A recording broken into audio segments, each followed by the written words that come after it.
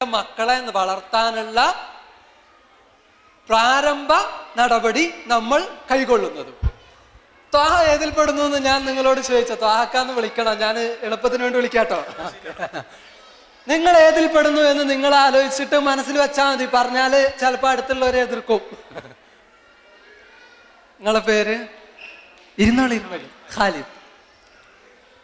നമ്മൾ ഏതിൽ പെടുന്നു എന്ന് ആലോചിച്ച് നോക്കും. നമ്മൾ ഏറ്റവും ലാസ്റ്റിലാണെങ്കിൽ, അഥവാ നമ്മൾ രണ്ടാളും കണ്ടുമുട്ടിയാൽ മൂന്നാമത്തെ ഒരാളെ തിന്നാൻ തന്നെ നമുക്ക് നേരമുള്ളൂ എങ്കിൽ നമ്മളെ മക്കളും ഓട്ടോമാറ്റിക്കലി എങ്ങനെ വളരുള്ളൂ? അതേപോലെ, ഹലോ ഞാൻ പറയുന്നത് നിങ്ങൾക്ക് മനസ്സിലാകുന്നില്ലേ? അതേപോലെ കുട്ടികൾ വളരുള്ളൂ. അപ്പൊ മിനിമം നമ്മൾ ഏത് കാറ്റഗറിയിൽ പെടാൻ ശ്രമിക്കണം? രണ്ടാമത്തേല് പെടാൻ ശ്രമിക്കണം. അതെങ്ങനെ? എപ്പോഴും പത്രങ്ങൾ വേണം, വായിക്കണം, അല്ലെങ്കിൽ ടി വിയിൽ വാർത്തകൾ കണ്ടിരിക്കണം, അങ്ങനെയുള്ള ആവശ്യം. അങ്ങനെയായി നമ്മളുടെ മക്കളെ വളർത്തുമ്പോൾ ഒന്നാമതായിട്ട് നമ്മൾ മക്കളിൽ ശ്രദ്ധിക്കേണ്ടത് അവരുടെ എഡ്യൂക്കേഷനാണ്, വിദ്യാഭ്യാസം. നമ്മൾ കൊടുക്കേണ്ട ഒരുപാട് വിദ്യാഭ്യാസ അറിവുകൾ ഉണ്ട്. അത് സ്കൂളിൽ പോയാൽ കുട്ടികൾക്ക് കിട്ടില്ല. നമ്മളൊരു ട്യൂഷൻ മാസ്റ്റർ വെച്ചിട്ടുണ്ടെങ്കിൽ അയാൾക്ക് കിട്ടില്ല. അങ്ങനത്തെ ഒരുപാട് കാര്യങ്ങൾ നമ്മൾ എന്തായിട്ടുണ്ട്, നമ്മളുടെ മക്കൾക്ക് കൊടുക്കേണ്ടതുണ്ട്. ഇപ്പൊ നമ്മളെ മക്കൾ എന്നോട് പണ്ടൊരിക്കല്, ഞാൻ നാട്ടിലുണ്ടായിരുന്നപ്പോ ഒരു സ്കൂളിൽ ജോലി ചെയ്തുകൊണ്ടിരുന്നു. അപ്പൊ എന്നോട് എൻ്റെ ഒരു സുഹൃത്ത്, ഒരു അധ്യാപകൻ അബ്ദുൽ ലത്തീഫ് എന്ന് പറയുന്ന ഒരു മാഷ്, മൂപ്പര അവിടുത്തെ ഹിസ്റ്ററിയുടെ മാഷ. അപ്പൊ പുള്ളിക്കാരൻ എന്നോട് ഒരു വളരെ രസകരമായിട്ട്, നാട്ടിൽ ഇംഗ്ലീഷ് മീഡിയമൊക്കെ ആയിട്ട് ഇംഗ്ലീഷ് മീഡിയത്തിൽ പോകുന്ന കുട്ടികളെ കുറിച്ച് ഞങ്ങൾ ഇങ്ങനെ ചർച്ച വന്നപ്പോ മാഷ് അതിന് വളരെ എതിരാണ്. മാഷ് പറയണ നമ്മളെ ഭാഷയിൽ തന്നെ കാര്യങ്ങളൊക്കെ പഠിപ്പിക്കണം എന്നൊക്കെ പറഞ്ഞ് മാഷ് എന്നോട് വളരെ രസകരമായിട്ടൊരു സംഭവം പറഞ്ഞു. അപ്പൊ മൂപ്പര് പറയാണ്, സ്കൂളിൽ പോയാല് കുട്ടികൾ ഇംഗ്ലീഷ് മീഡിയത്തിൽ പോയാല് പിന്നെ വാപ്പ അമ്മ എന്നൊന്നും വിളിക്കൂല, ഡാഡി എന്നൊക്കെ എന്താവുള്ളൂ, വാപ്പാനെ ഡാന്നും ഉമ്മാനെ ഡി എന്നും ഒക്കെ എന്താവുള്ളൂ വിളിക്കുള്ളൂ എന്ന് പറയുന്നു. സത്യത്തിൽ നമ്മൾ കൊടുക്കാത്തത് കൊണ്ട്, അഥവാ നമ്മിൽ നിന്ന് കുട്ടികൾക്ക് കിട്ടേണ്ട പക്വമായ പെരുമാറ്റവും അറിവും കിട്ടാത്തത് കൊണ്ട് കുട്ടികൾ തന്നെ എന്താകുന്നു, അങ്ങനത്തെ ഒരു സ്റ്റേജിലേക്ക് എല്ലാവർക്കും. നമുക്ക് നമ്മളെ കുട്ടികളെ കുറിച്ച് ഭയങ്കര പ്രതീക്ഷയാണ് അല്ലേ? അങ്ങനെ തന്നെ അല്ലേ? ഇവിടെ ഉണ്ടാ കുട്ടികള് ഉണ്ട്. അപ്പൊ ഞമ്മക്ക് മാത്രമേ ആ പ്രതീക്ഷ ഉണ്ടാവുള്ളൂ. നമ്മളെ അയൽവാസിക്ക് നമ്മളെ കുട്ടിനെ കുറിച്ചിട്ട് തീരെ ഒരു പ്രതീക്ഷ ഉണ്ടാവില്ല. അധിക കുട്ടികളുടെയും അവസ്ഥ അതായിരിക്കും. അതെന്താ? നമുക്ക് നമ്മളുടെ കുട്ടികൾ എന്ന് പറഞ്ഞാൽ ഏറ്റവും പ്രിയപ്പെട്ടവർ തന്നെ, നമ്മൾ അവരോട് എല്ലാം ഒക്കെ ചെയ്യും. പക്ഷെ പുറത്തിറങ്ങിയ അവന്റെ യഥാർത്ഥ സ്വഭാവം അറിയുന്നവരാരായിരിക്കും? മറ്റുള്ളവരറിയാം. നമ്മളെ കുട്ടികൾ നമ്മളെ എപ്പോഴും എന്ത് തെറ്റ് ചെയ്താലും അതിനെന്താകരുത്, ന്യായീകരിക്കുക എന്നുള്ളിടത്തേക്ക് എത്തരുത്. അങ്ങനെ ഉണ്ടായാൽ ആ കുട്ടികൾ ക്രമേണ എന്തായിക്കൊണ്ടേയിരിക്കും? മോശമായിക്കൊണ്ടേയിരിക്കും. ആ കുട്ടികൾ മോശമാകാൻ ഏറ്റവും കൂടുതൽ അവരെ സ്വാധീനിക്കുന്ന ഘടകം നമ്മളുടെ സാമ്പത്തിക ചുറ്റുപാടാണ്. നേരത്തെ VP സാഹിബ് പറഞ്ഞു, സാമ്പത്തിക ചുറ്റുപാടാണ് ഏറ്റവും വളരെ മോശമാക്കുന്നത്.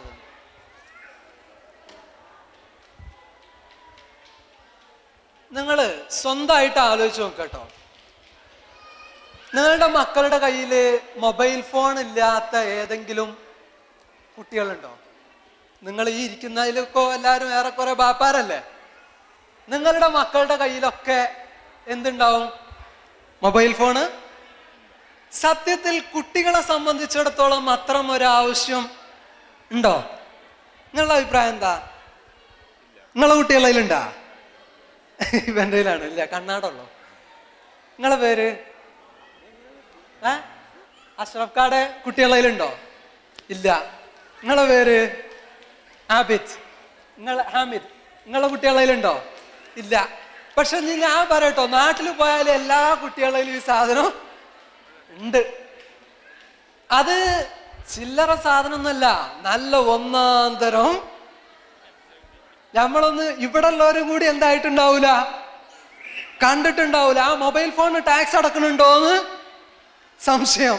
ആ ജാതി മൊബൈൽ ഫോണുകൾ ഉപയോഗിച്ചാണ് കുട്ടികൾ നടക്കുക. ആരെ കൊടുക്കുന്നത്? നമ്മൾ തന്നെയാണ്. നമ്മളുടെ പൈസ നമ്മൾ ഫൈനാൻഷ്യൽ ബഡ്ജറ്റ് ഇല്ലാത്തത് കൊണ്ട് നമ്മൾ അയച്ചു കൊടുക്കുന്നതിൽ നമ്മളുടെ ഭാര്യമാര് കൊടുക്കുന്ന ഒരു ഇൻകം. പിന്നെ നമ്മളാണെങ്കിലോ, നമ്മൾ ഇവിടുന്ന് അങ്ങനെ വലിച്ചിട്ടാലും എന്താവൂല, പോയി ചെയ്യൂല. നിങ്ങൾ വന്നിട്ട് എത്ര കൊല്ലായി? 3 മാസമായിട്ടുള്ളൂ. UAE വന്നിട്ട് 5 വർഷമായി. എത്ര വർഷത്തിനുള്ളിൽ നിങ്ങൾക്ക് ഇവിടെ നിന്ന് തിരിച്ചു പോകാന്നുള്ള ബഡ്ജറ്റ് നിങ്ങൾക്ക് ഉണ്ടാ? അല്ലാഹുവാലോ ഇല്ല. ഞാൻ പറയട്ടോ, എൻ്റെ ഇവിടെ പിന്നെ ദുബൈയിലുണ്ടായിരുന്ന എൻ്റെ ഒരു സുഹൃത്ത് അബ്ദുൽ ബാരി എന്ന് പറയും. മൂപ്പര് ഇപ്പൊ ദുബൈയിൽ ഇവിടെ ഫൈനാൻസ് മിനിസ്ട്രിയിൽ ജോലി കിട്ടിയിട്ട് ഇപ്പൊ ആൾ ഇങ്ങോട്ട് ട്രാൻസ്ഫർ ആയിട്ടുണ്ട്. ഞങ്ങളറിയും അല്ലേ? പുള്ളിക്കാരൻ്റെ റൂമില്, ആദ്യം ദുബൈയിൽ താമസിച്ചിരുന്ന റൂമിൽ കുറെ ആളുകളുണ്ട്. അതിലൊരാള് മൂപ്പരോട് ഇങ്ങനെ പറയും, അദ്ദേഹത്തിന് നാട്ടില് മാസാമാസം 25,000 രൂപ വരുമാനമുണ്ട്. മക്കള് ഇവിടെ ജോലിയുണ്ട്, അദ്ദേഹത്തിന്റെ മക്കൾ ഇവിടെ ജോലിയാ. അപ്പൊ ഈ അബ്ദുൽ ബാരി എന്ന് പറയുന്ന എൻ്റെ സുഹൃത്ത് ചോദിച്ച്, അയാളാണെങ്കിൽ എന്നിട്ട് ഈ അബ്ദുൽ ബാരി പറയാ, വളരെ വിഷമിച്ചിട്ടാണ് ഇവിടെ, എന്തായാലും ഇവിടെ വളരെ വിഷമത്തോടു കൂടെ നിൽക്കുക, കാരണം ഒരുപാട് അസുഖമൊക്കെ ഉണ്ട്. അപ്പൊ ചോദിച്ചു, ഇനി നിങ്ങൾ എന്താണ്, നാട്ടിൽ വരുമാനമുണ്ട്, പിന്നെ മക്കളൊന്നും അങ്ങനെ ബുദ്ധിമുട്ടൊന്നും ഇല്ല, മക്കളൊക്കെ ഇവിടെ ഉണ്ട്, എന്നാ നാട്ടിൽ പോവാത്ത എന്താന്ന് ചോദിച്ചപ്പോ മൂപ്പര് പറയണത്, ഒരു പേരക്കുട്ടിനെ കല്യാണം കഴിച്ചു കൊടുക്കാന്.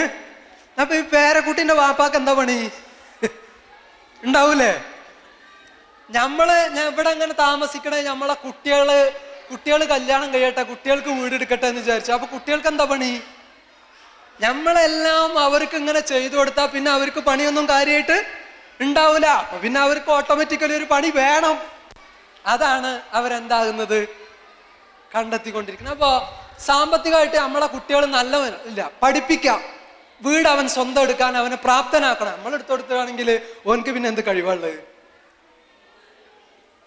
നമ്മൾ അവനെ പ്രാപ്തനാക്കിയിട്ട് വിടാം, പിന്നെ ഓൻ പോയിട്ട് സ്വന്തമായിട്ട് അവൻ അധ്വാനിക്കട്ടെ. നമ്മൾ വീട്ടിൽ പോയിട്ട് സുഖമായിട്ട് എന്താകണം, ഉള്ള കാലം നല്ല പോലെ എന്താണോ താമസിക്കണം. ഇവിടെ ഉള്ളതിനേക്കാളും എത്രയോ മാനസികമായിട്ട് നമുക്ക് അവിടെ നന്നായി ജീവിക്കാം. അള്ളാഹുവിന്റെ റസൂൽ സല്ലല്ലാഹു അലൈഹി വസല്ലമ തങ്ങൾ പറഞ്ഞു, അള്ളാഹു ഒരു മനുഷ്യന് ബർക്കത്ത് ചെയ്യാൻ ഉദ്ദേശിച്ചാല് അവന്റെ നാട്ടിൽ തന്നെ അള്ളാഹു അവന് ജോലിയാക്കി കൊടുക്കുന്ന. സത്യത്തിൽ നാട്ടിലുള്ളവരൊക്കെ ബർക്കത്തുള്ളവരും നമ്മളൊക്കെ ആരുമാണ്? അങ്ങനെ തന്നെയാണ്. പക്ഷെ നാട്ടിലുള്ളവരെന്താ പറയാന്ന് മാത്രം, ഗൾഫുകാരാണ്, ബർക്കത്തുണ്ട്, ആളുഷാറാണ് എന്ന് പറയാന്ന് മാത്രമേ ഉള്ളൂ. നമ്മളുടെ ഇവിടുത്തെ കഷ്ടപ്പാട് അവർക്കറിയോ? ഇല്ല. നിങ്ങൾ ആലോചിച്ച് നോക്കൂട്ടോ, ഞാൻ ഒരു ജോലി ചെയ്യുന്ന ഞങ്ങളുടെ കമ്പനിക്ക്, ഞാനൊരു എഞ്ചിനീയറിംഗ് കമ്പനി, ഞങ്ങൾക്ക് ഒരു കോൺട്രാക്ടിങ് കമ്പനി ഉണ്ട്. അതിൽ ഒരുപാട് ആളുകൾ, മലയാളികൾ 600 ദിർഹമിന് ജോലി ചെയ്യുന്ന ഇവിടെ ഉണ്ടാവും അല്ലെ, ഇഷ്ടം പോലെ 600 ദിർഹം. അപ്പൊ ഞാൻ 600 ദിർഹം കൊണ്ട് കാൽക്കുലേറ്റ് ചെയ്ത്, അവർക്ക് കമ്പനി ഭക്ഷണം കൊടുക്കുന്നുണ്ട്, താമസം കൊടുക്കുന്നുണ്ട്, ഒക്കെ ഒരു മാസം ഫോൺ ചെയ്യാൻ എന്തായാലും 100 ദിർഹം അവർക്ക് ചിലവാവില്ലേ? ഫോൺ ചെയ്യാൻ, സോപ്പ് 500 ദിർഹമാണ് അവർക്ക് കിട്ടുക.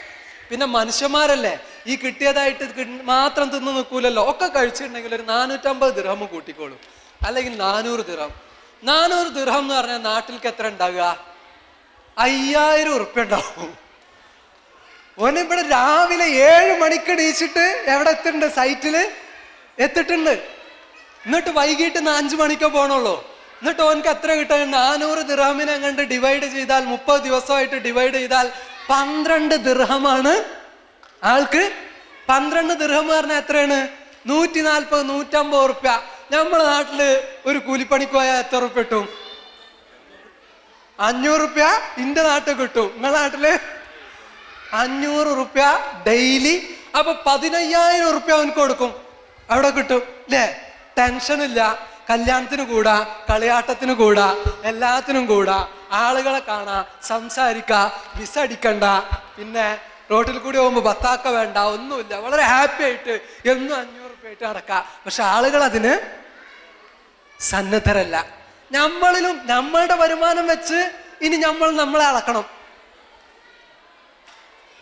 നമ്മക്ക് അവിടെ ചെന്നാൽ കൂലി, ഇവിടെ നല്ല ജോലി ചെയ്യുന്നവർക്ക് അവിടെയും എന്ത് കിട്ടും?